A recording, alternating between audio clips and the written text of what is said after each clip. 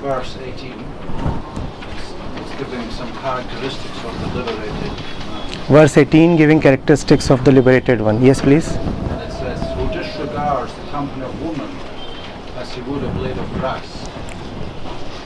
So is that true in the reverse for a liberated woman? No. This has to be understood very clearly. Our friend has quoted verse 18 that says that the liberated one disregards the company of women as he would a blade of grass.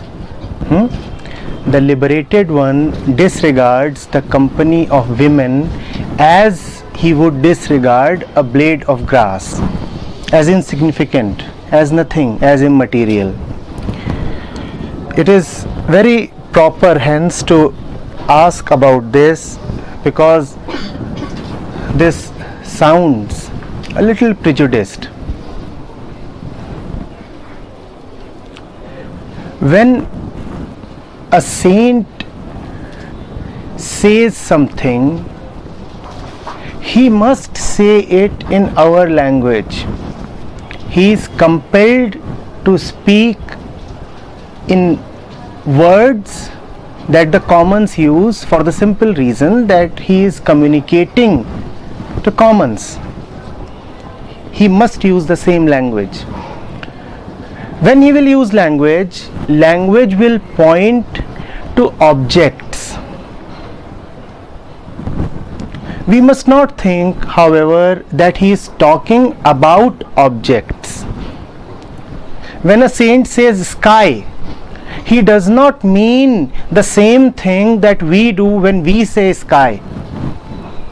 When a saint says truth or God, he is not pointing in the same direction in which we point when we say truth or God.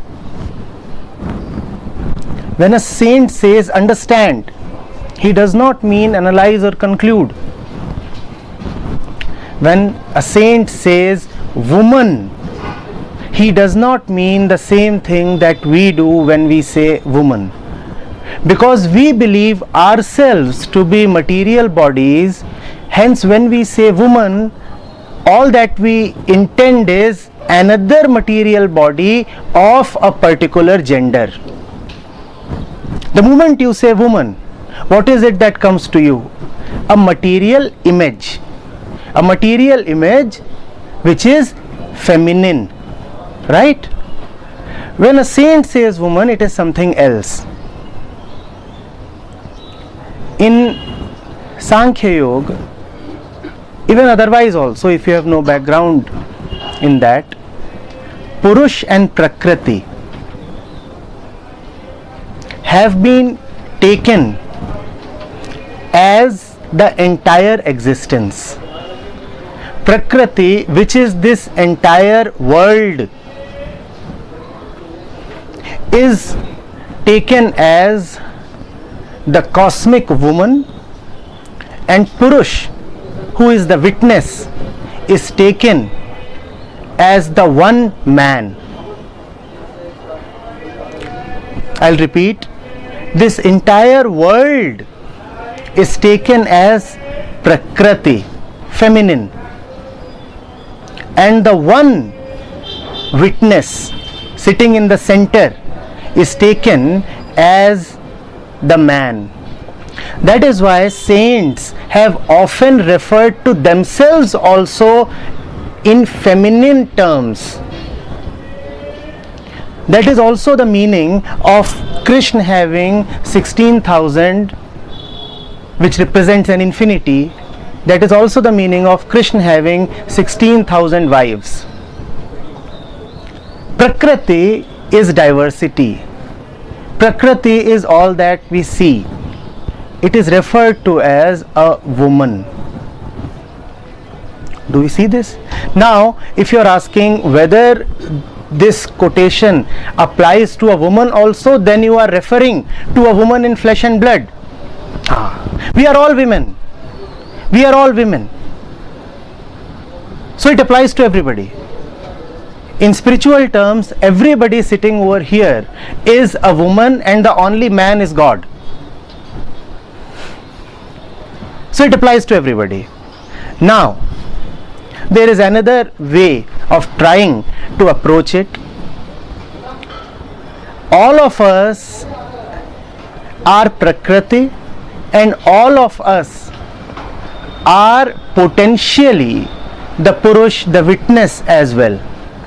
All of us are what we understand ourselves in worldly and material terms, and all of us are the liberated one as well that the sage is referring to.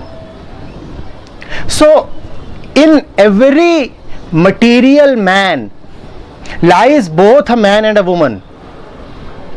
So your flesh, your body, mind, brain, thoughts, all of these refer to the woman in you.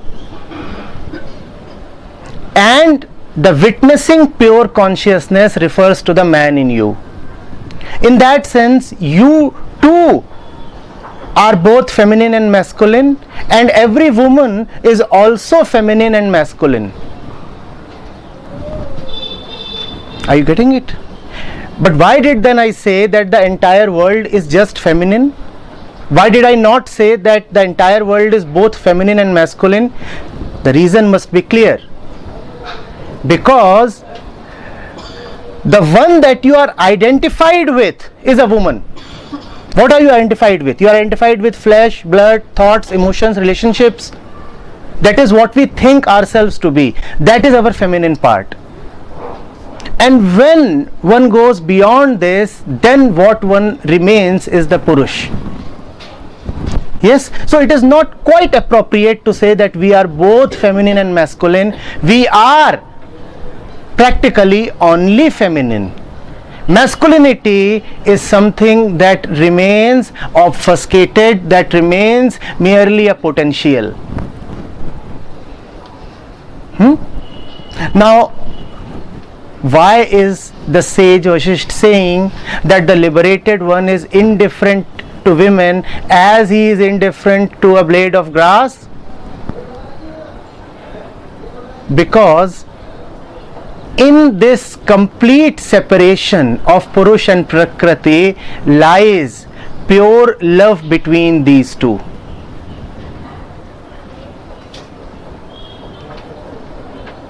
The body, which is Prakriti, must keep doing what it must do, and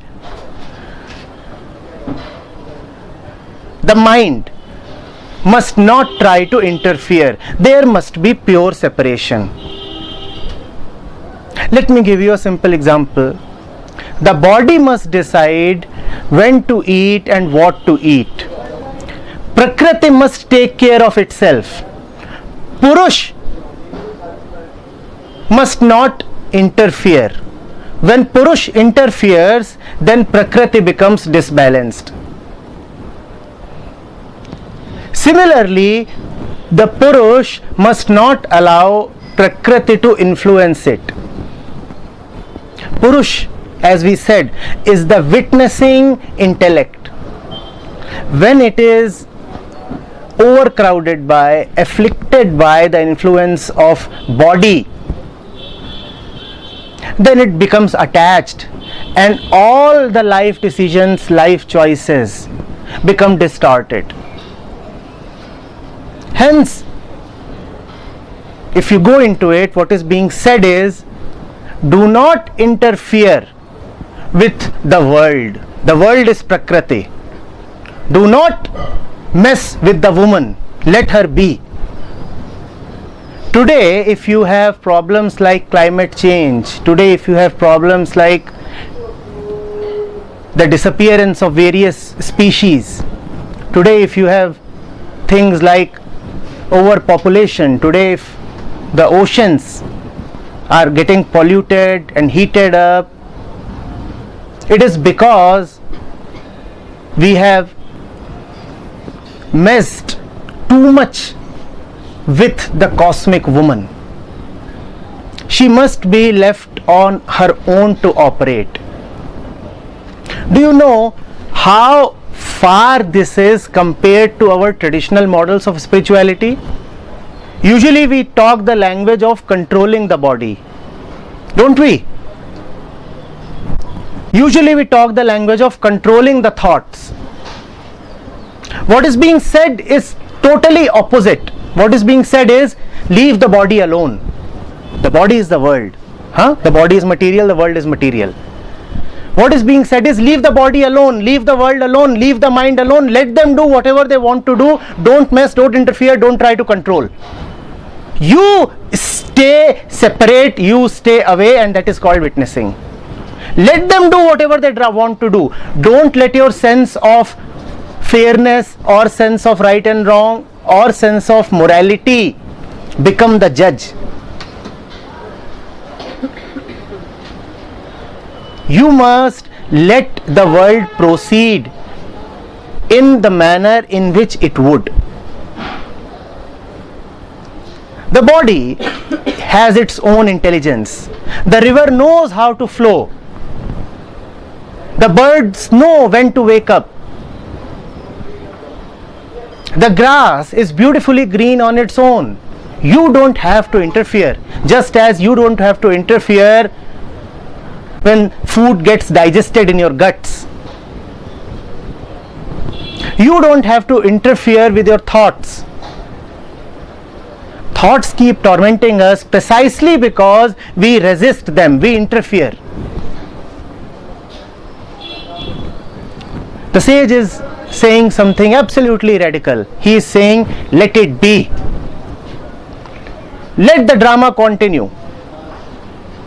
You have no obligation to control anything. Your only obligation is to stand pure. Your only obligation is to not to get sucked in. And the world keeps calling you. You keep feeling as if you are greatly needed. You keep feeling as if you are greatly responsible towards the world. And when you are greatly responsible, then you are also greatly eager for the credit, and that is ego. The sage is saying, you have no responsibility except one, towards yourself. Stay clean. You know what is the solution to all these problems that the world is facing? The solution is not a man-made revolution. The solution is not some institutional activity. The solution is not some planned action by mankind. The solution is that mankind must step back. If we do not do what we have been doing, would climate change still be there? I'm asking you. To stop climate change, do we have to do something more, or do we have to just stop doing what we have been doing? Yes, please. Do we really have to do something more? Do we really have to arrange conferences and decide on this measure and that measure and benchmarks and concrete actions? We have a particular mind. This mind has brought us to this stage. Proceeding on the same mind, would we be able to get a solution to the problems? The mind and its action itself is the problem. By having more of mental action, how will the problem ever be solved? Please understand, spirituality is not some heavenly mumbo jumbo. The spiritual man is an intelligent man. He knows how to live. He is intelligent in the small actions of daily life. The spiritual man cannot be stupid. The spiritual man could not be just talking about the big things, heaven, God, truth, love, joy, ananda, and be slipping in his daily actions. No.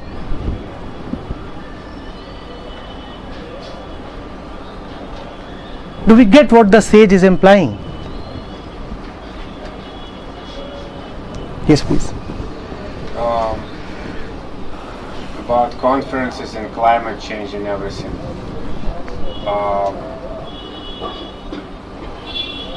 If you look out the window, one can see garbage in India. Step back means what in this case? Stop throwing garbage in the river and pile it in your home? Like, what would be the solution? What is the meaning of stepping back? Yes. What we call as garbage externally, where does it come from? Does the action come first, or does the center of action come first? Does the action come first, or does the mind from which the action emanates come first? What comes first? The mind comes first. So would it really be wise to talk at the level of actions if the mind remains the same? Garbage outside is firstly garbage Inside. Please repeat that. Garbage outside is firstly garbage Inside. So now you know what I mean by stepping back. By not having garbage inside, you also do not have garbage outside. And if you are full of garbage inside, then the external garbage will only keep changing forms. The government or the municipality can come up with a regulation that one cannot have garbage here. What would that mean? Would that mean that the garbage has disappeared? No, the garbage has not disappeared. The garbage has only changed places. Some of our most intelligent countries are now trying to dump nuclear waste in outer space. So the garbage remains, it is just that it changes places. Toxic material is tried to be buried in the depths of the oceans. Has the garbage disappeared, or has it just been buried? But you know, it is very tempting for us gross minds to just want change on the periphery. We do not want a change of the center. We say if everything is looking outside as clean and chic, then that means everything is proper. So if the riverside can be cleared of garbage, that means some real progress has been made. And that is our attitude, not only with respect to garbage, but also with respect to our lives. We do not want real change. We only want superficial transformations. When it comes to real change, most of us start shivering. Superficial transformations are all right. I can change my language, I can change my way of walking, I can change my clothes. In the morning, I said, it is so easy to change from executive clothing to spiritual clothing. But has the center really changed? It is so easy to not to be wearing a necktie and instead start wearing some holy mala. But has the center really changed? Spirituality is not about gradual changes. It is not an incremental improvement. It is total dissolution, which means a disappearance of the false center and a movement into the truth. I'm getting it. Stepping back means that I am already doing so much.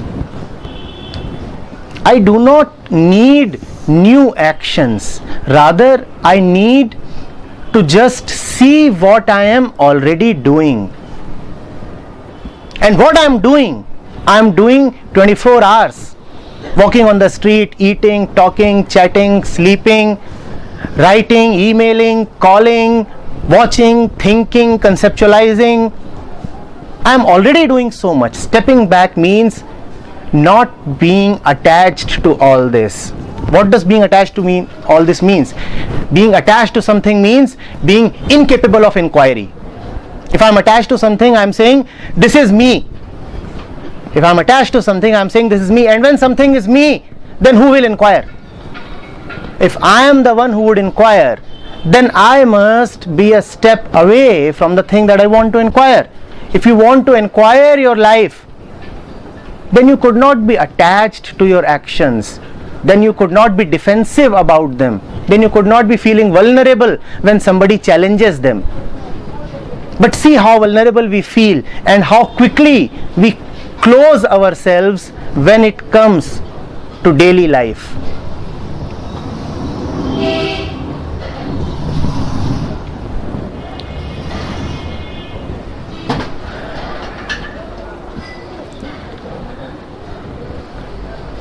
What happens is that the pursuit of truth or the spiritual inquiry so quickly becomes co-opted by the same ego that wanted relief from itself through spirituality.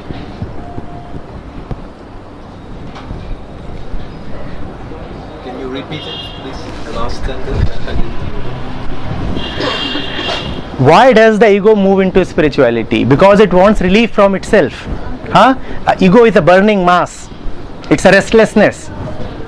It wants freedom from itself, primarily from itself. If we dislike something, primarily it is ourselves that we dislike. Don't we? Even if we say that somebody came and let's say hurt us, it is ourselves that we dislike for getting hurt. It is ourselves that we dislike for allowing the other person to have so much power over us. Why could he hurt me? So, spirituality comes when the ego is not at peace with itself, which it can actually never be.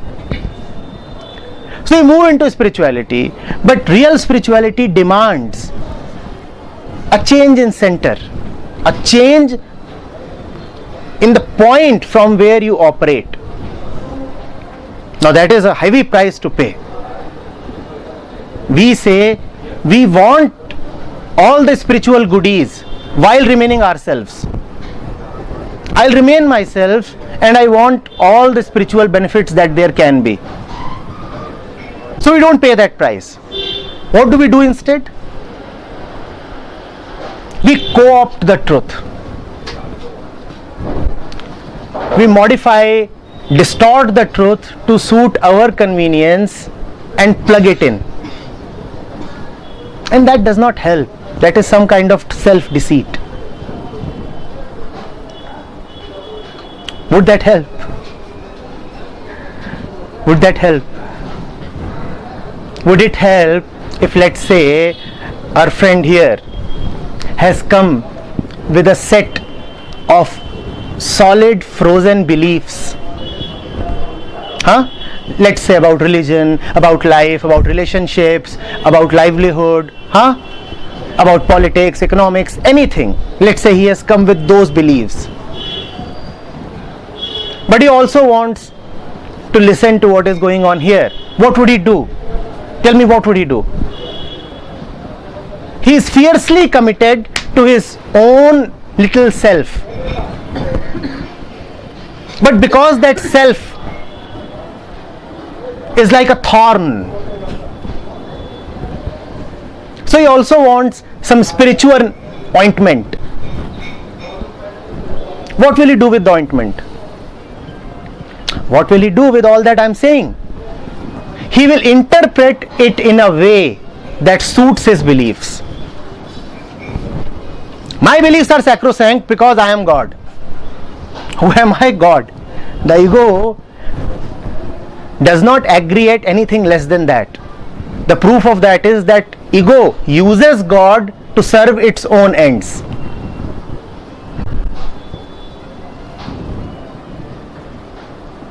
God the merciful, get me a hot wife. So who comes first, God or me? I'm not saying God, do whatever you think is best. I'm saying God, do what I command you to do. Oh, my command is in the form of a prayer. That is another matter.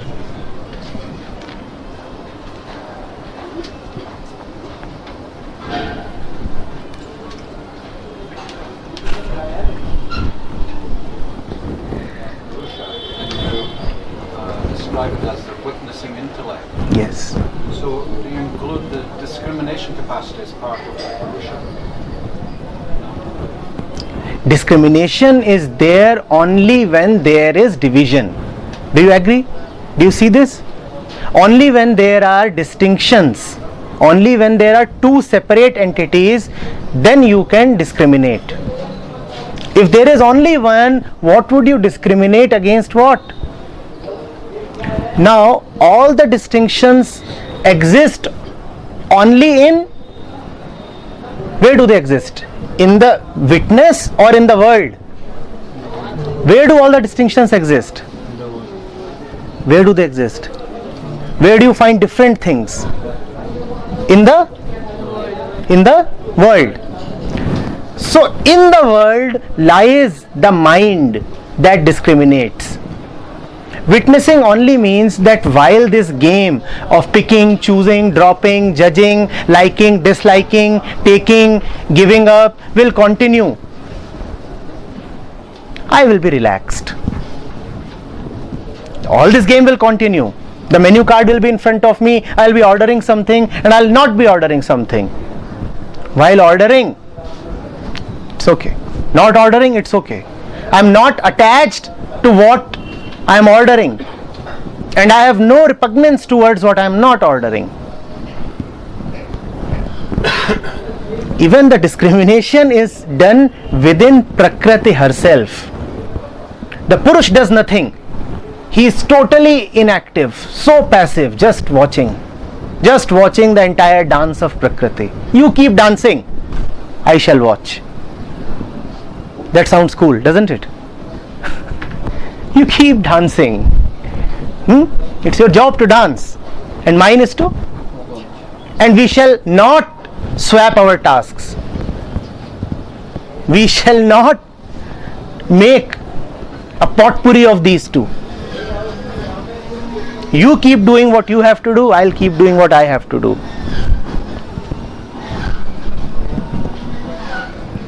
Yet you say that Shiva and Shakti are not separate. Yes, not separate. Not separate precisely because Shiv is so still. What will happen if Shiv starts meddling in Shakti's department? Shakti likes to do this and that. She is the play of energy. Does Shiva do anything? What does Shiva do? Sit still.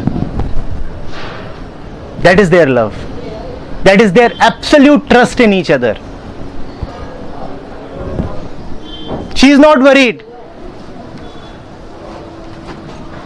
What will happen to him? And he is not insecure that she may go out there and get misled or have an affair. Fine. You go, you do whatever you want to do in the world. The world is all yours. Here I am, sitting on my seat, Mount Kailash. I shall not budge an inch.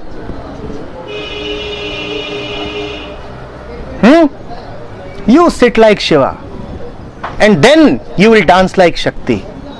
You have both. You are everything. Sit still like Shiva so that you can have all the energy of Shakti.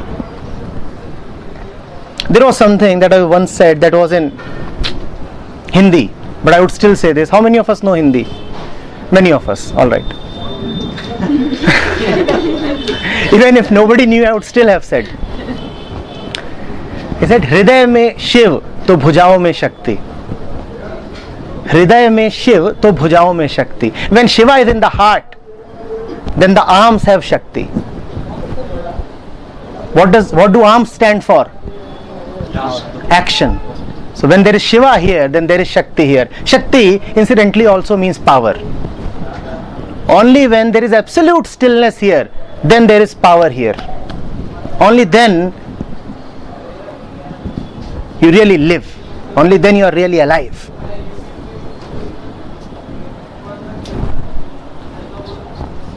Sometimes there are times that you really recognize everywhere the divine behind everything that's happening. You understand what I mean? Please come again. Yeah, so I cannot combine that with the idea that they are separated, the world and divine or Shiva or whatever you call it. Because sometimes I experience, not all the time, but sometimes that everything in everybody, I see the divine, and in everything that's happening, I can see some divine power that is working behind it. Who sees that? No, Shiva or Shakti? Well, something inside of me Yes, recognizes it. yes. Yeah, that's what The one who powers the recognition is Shiva. The one who powers the recognition is Shiva. Keep recognizing, it's alright, fine. There is nothing here that needs to change except man's mind, except the center from which this mind operates. The world is wonderful and alright.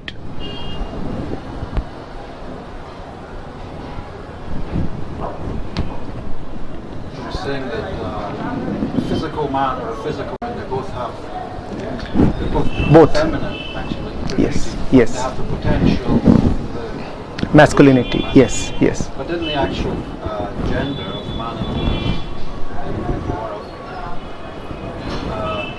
do you see a difference in orientation?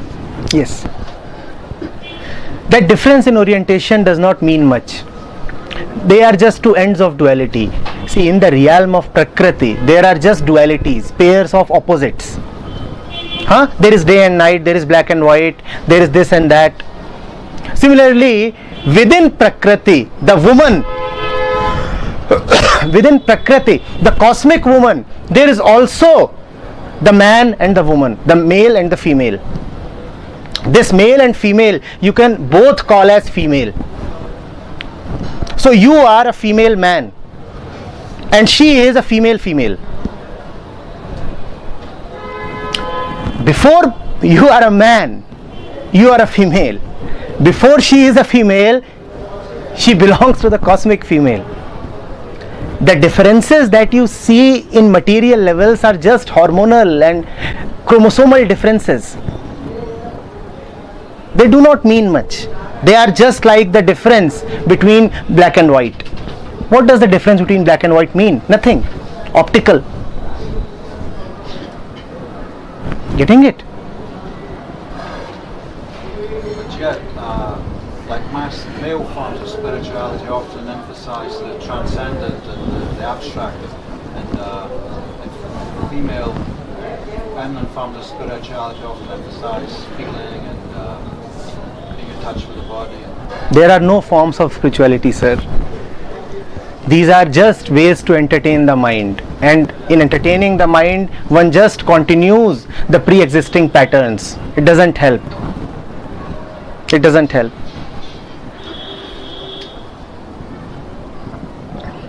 What we are saying is that based on gender,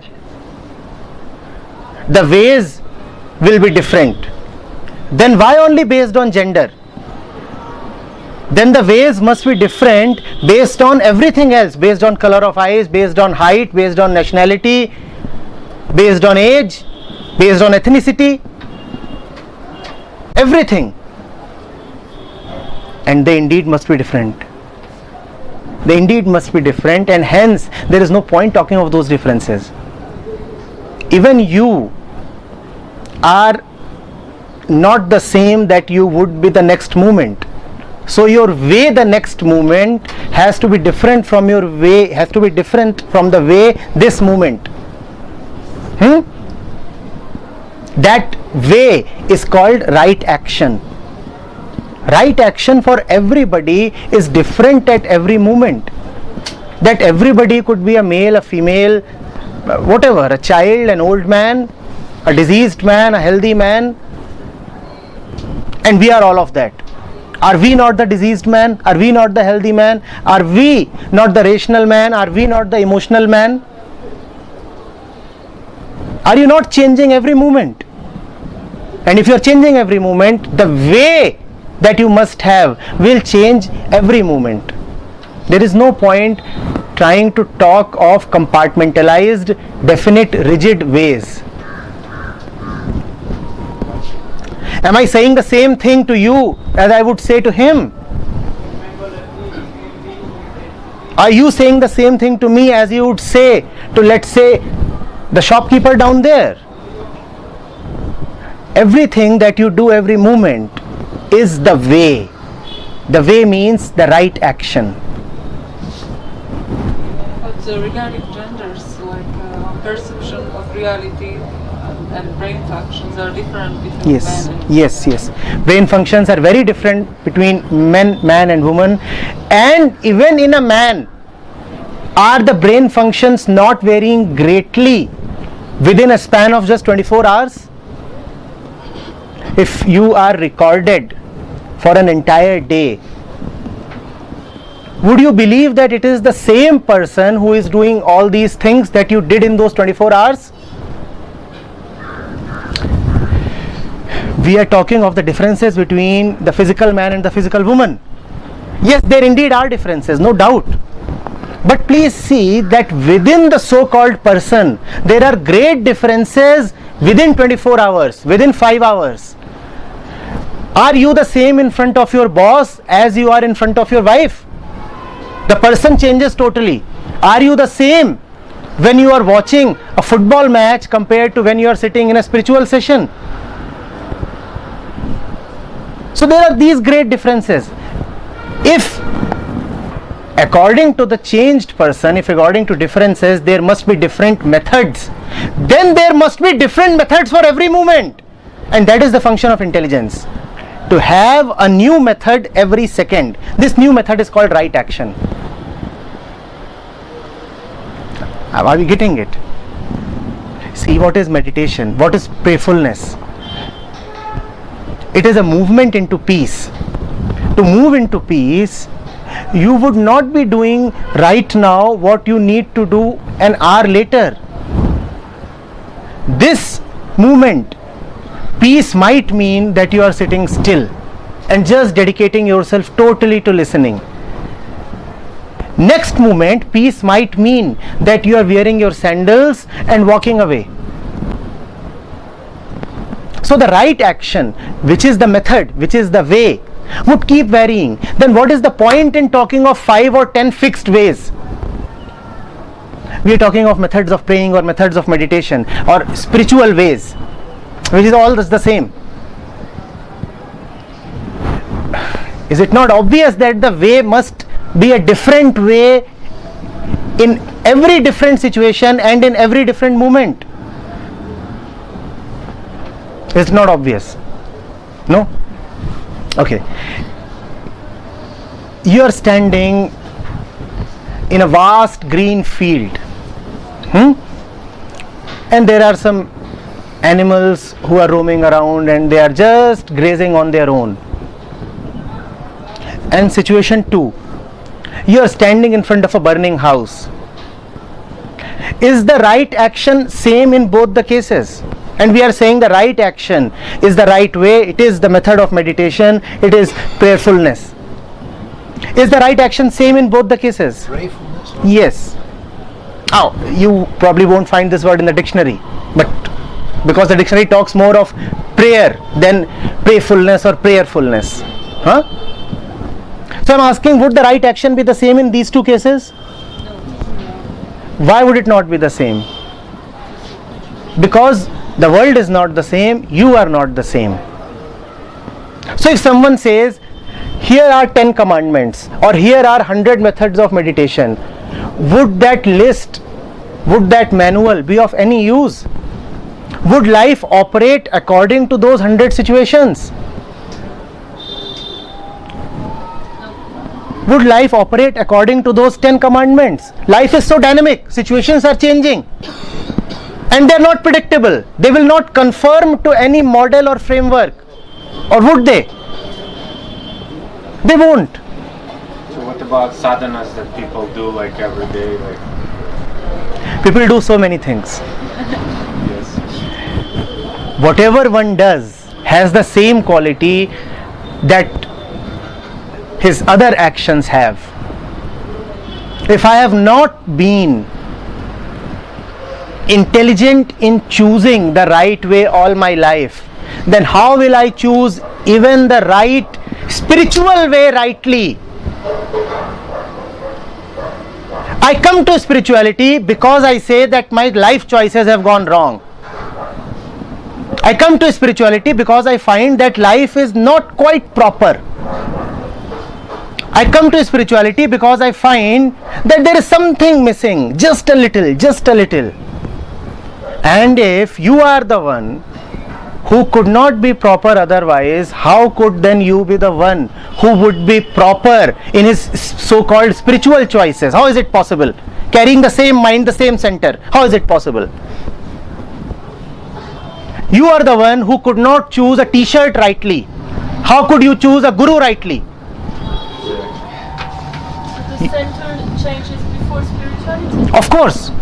In fact, it is not before, it is the same. The change of the center is spirituality itself. Now nothing else is needed.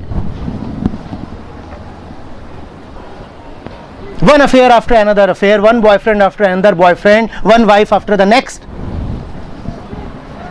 And I did not know how to take the right decision. But here I know very well which text to read, which master to go to. Here I know very well. And how do I know? I know just as I knew whom to marry. And how did I know whom to marry? Oh, she was sexy, hot.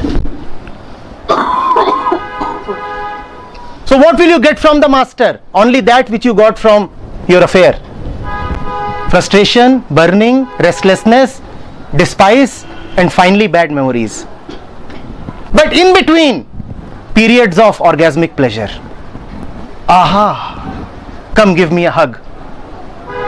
You get that even in your failed relationships, don't you? Do you want a repeat of the same story even now? Most of us do not belong to this place. We have come either from different cities of India or from different countries of the world.